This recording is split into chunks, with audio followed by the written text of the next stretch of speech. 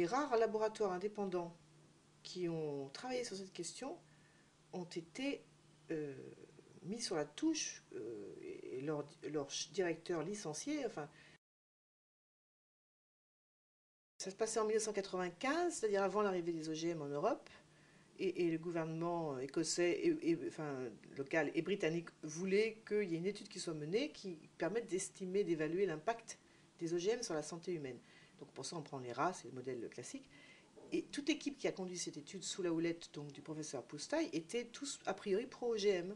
Parce qu'ils disaient, il n'y a pas de raison. Mais justement, ils disaient, cette étude va être bien faite, 2 ans, etc., avec des rats jeunes qu'on suit jusqu'à leur mort, enfin, etc. Vraiment protocole parfait. Et ils se sont dit, ça sera la preuve justement qu'il n'y a pas de problème, et on clouera le bec à ceux qui à l'époque déjà, les Greenpeace et autres Cassandres, disaient qu'il y aurait des problèmes. Sauf que ça se tourne très mal cette histoire. Donc ils prennent des pommes de terre transgéniques qu'ils ont créées eux-mêmes pour fabriquer une protéine insecticide, hein, un petit peu comme le BT. Là c'est une lectine, enfin bref, elle est censée, cette lectine, repousser l'attaque des pucerons sur les pommes de terre. Il faut quand même noter que cette lectine qu'ils vont donc prendre, ils vont prélever le gène qui la fabrique dans un perce-neige en l'occurrence, ils l'ont testé toute seule, ils l'ont fait manger à des rats, pas de problème. Après, ils l'introduisent donc par manipulation génétique dans les pommes de terre, et là, ils constatent plusieurs choses. La première, c'est que les pommes de terre transgéniques, quand vous les comparez avec les pommes de terre conventionnelles, où a priori il n'y a qu'une différence, c'est un gène, hein, elles ne sont absolument pas identiques du point de vue de la composition de la pomme de terre. Donc déjà, le principe d'équivalence en substance, c'est n'importe quoi. Déjà, la composition, simplement, ce qu'il y a dans la pomme de terre. Après, ils constatent que quand vous prenez différentes pommes de terre transgéniques, elles ne sont pas identiques entre elles. C'est-à-dire que le gène est arrivé certainement, enfin, atterri à des endroits différents de la plante, et du coup, c'est pas la même quantité de lectine qui est exprimée d'une plante à l'autre. Alors ça c'est curieux parce que si vous parlez de technologie, normalement une technologie, quand vous répétez dans les mêmes conditions une expérience, vous avez les mêmes résultats. C'est ça qui fait qu'on parle de science ou de technologie.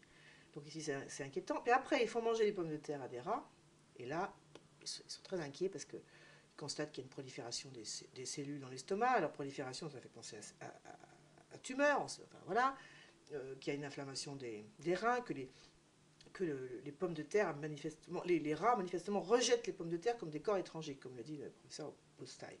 Quand il voit ça, il se dit oh là là, oh là là, et c'est au moment où le soja américain va arriver, donc transgénique en Grande-Bretagne, il dit il faut absolument communiquer pour dire attention, et il le fait avec l'accord de sa direction dans un premier temps, et puis après il se met en place une machine de guerre inouïe qui va faire que tout le laboratoire va être dissous, les données confisquées, lui licencié, et on apprendra finalement, parce que tout finit par se savoir quand même, que derrière ça, il y a un coup de fil de Clinton, notamment à l'époque, à Tony Blair, de Tony Blair à la direction de l'Institut pour tout arrêter.